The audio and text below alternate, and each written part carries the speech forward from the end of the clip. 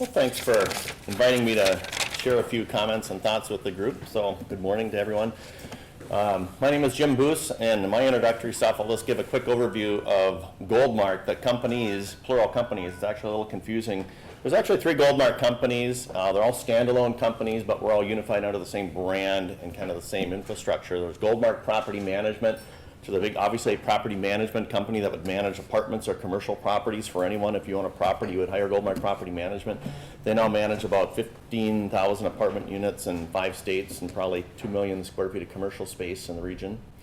The second Goldmark company is Goldmark Development Corporation, and that's a builder. So that company primarily builds apartments. So again, you could hire them to go build an apartment or a commercial property for you. And the third Goldmark company is my company that I run, and that's the brokerage and services firm, Goldmark/Schlossman Commercial Real Estate Services. So for the most part, we're realtors. Just like there's residential realtors at Park Company or wherever that sell homes, we're commercial realtors and advisors and consultants for business owners, small independent business owners to some of the biggest companies in town that we provide services for. So that's kind of the overview of our organization. Again, 3 standalone companies with some commonality in our branding and operations there.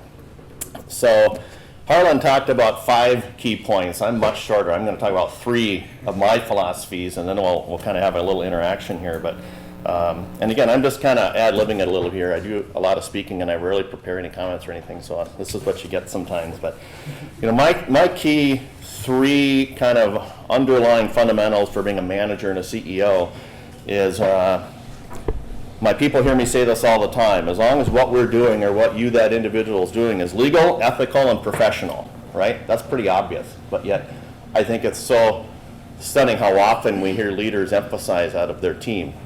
As a real estate professional, we are regulated by the State Real Estate Commission. We have to be licensed. We have compliance and audit issues. So to be legal and ethical as far as a realtor code of ethics, or we get into trouble that way. And obviously professional, that is being our brand. What kind of image and brand do we want to project out there? So that was trait number 1 that I emphasized to my people. Number 2 is, this is something that was ingrained on me 15 years ago, and that as any manager or CEO, I feel it's important and has benefited me well to simply have clearly, what is my comment here? Clearly communicated and evenly enforced policies and procedures. And so what that means, and again, in my case, I have a team of 15 real estate professionals running around town, and I have to have policies and procedures that are uniform and evenly enforced. So I can't pick and choose how to enforce that policy because this guy's in the office next to me and that guy's down the hall, or this guy is my drinking buddy and this guy's my neighbor. You have to enforce that evenly, and I tell you what, that has helped me maintain a level of respect amongst the team. When you have policies and you're evenly enforcing those, so when disputes come up, we can simply come back and say, let's all get together around the table, what's the policy say?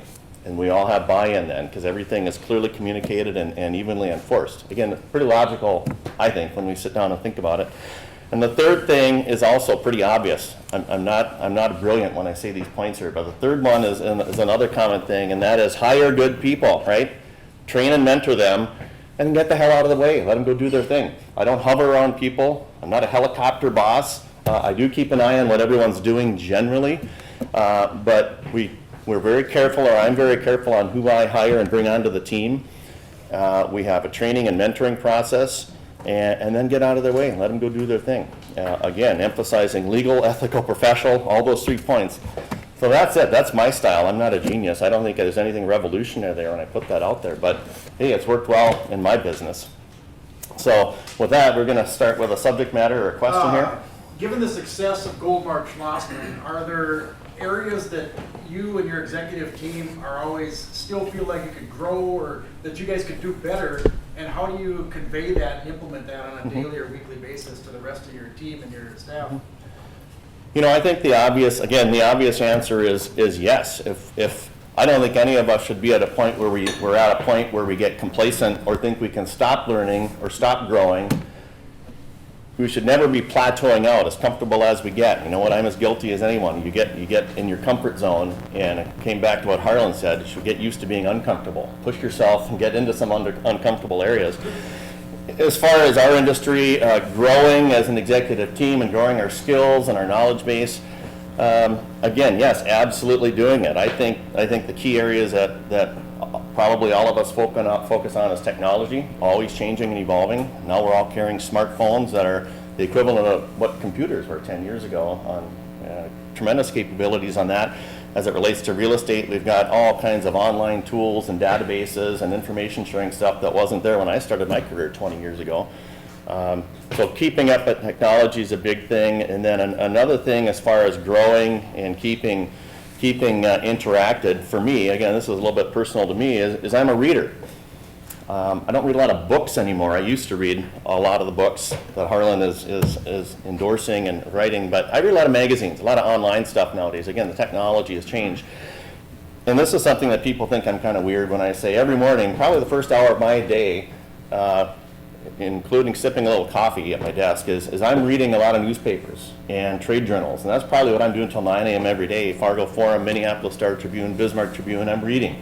I'm gleaning information from all over the region, scanning. I really don't have time to read these 5 journals. I read trade journals such as Retailing Today. I want to know what the retailers nationally and locally are doing for expanding.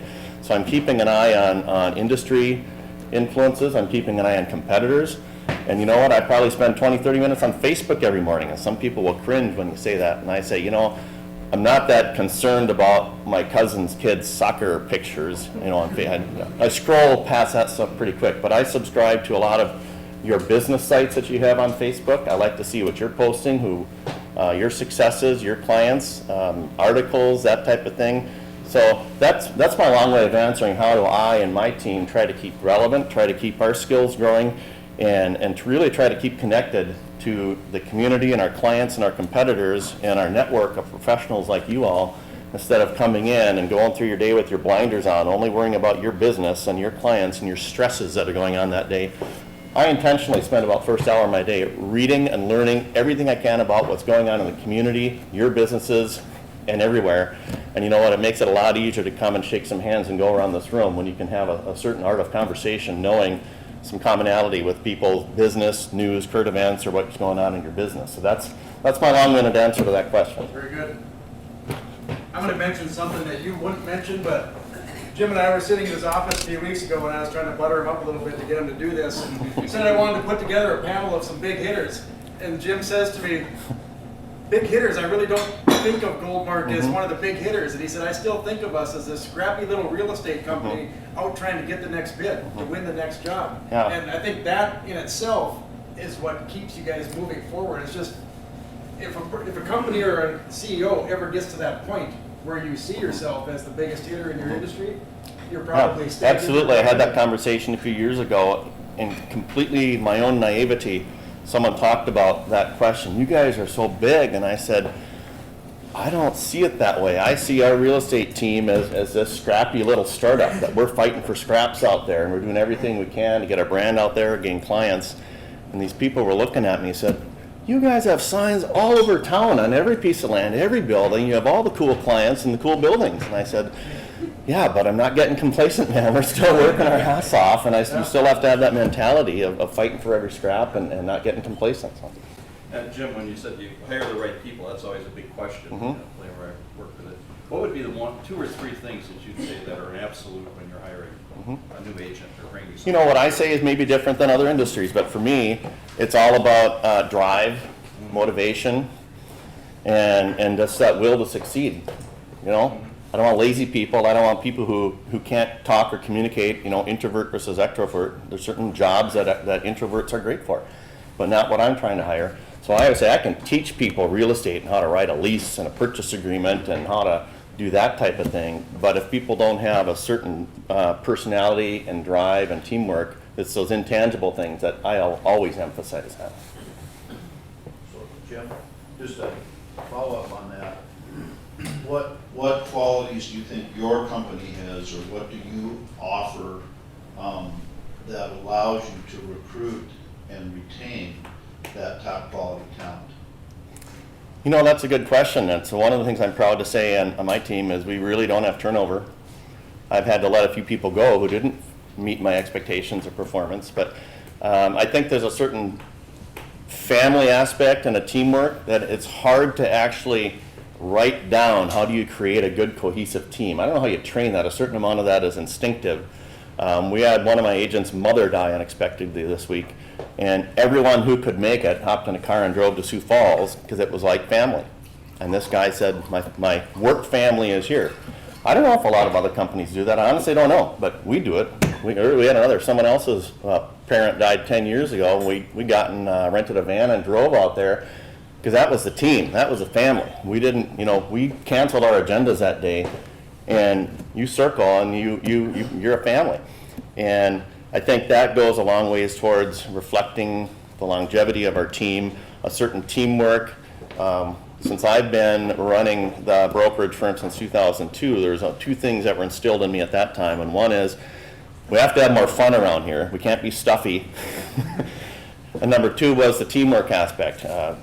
We try not to have closed doors. We try to be collaborative. We try to all generally know what the other person is working on, who their core clients are, and that type of thing. So we try to minimize that internal competitiveness and try to really create a collaborative type of environment.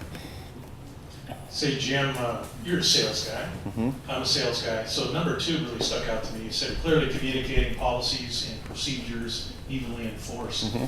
Did you write the procedure manual, or how do you get that? How did that get started? Yeah, generally a certain amount of that is trial and error through my experience. Again, I read a lot of the same books and articles that a lot of us do, so you get some ideas from that. But for the most part, I was writing our policies and procedures that were specific to our environment and our culture and some of the tools that we have. So how do you employ a particular tool in our office that would not necessarily be specific to other people's industries. But yeah, I wrote it up myself. And I will admit that it needs to be updated right now, and it's sitting right on my desk, but like everyone else, I get busy and I'll get to it. But it's still, I think, a very important part, and that has come up time and time again. When there's a dispute or confusion, I say, let's all sit down. What's the problem? What is our policy? And that usually calms everyone down, and when it's evenly enforced, people might grumble, but they say, all right, Jim would have made the same decision even if it was that guy or that lady. So. Anything else? Maybe time for one more, or we keep moving here? Off the top of your head, is there any, throughout your career, are there any salespeople nationally, people you've looked at and taken bits and pieces from in order to put together those policies and those procedures? Putting you on the spot there. Yeah, actually, that's kind of like Jordan's question, and no, to a certain extent, like a lot of us, I was forced to kind of make it up as I went there. But with cross-referencing other examples, and I guess a lot of times we try to pattern ourselves after other companies that we respect. So I did look at other larger national commercial real estate firms, and sometimes was able to do some research and ask how their compensation schedule worked, because we're all commission and you split commissions, and how you handle leads or new clients coming in, whose client is that, so your salespeople aren't arguing over that type of thing. So I tried that, in peer networks like this and doing some research through other competitors. You just do your best to try to figure it out in a sense. Very good. Okay. Anything else? Thank you, Jim. All right. Thank you.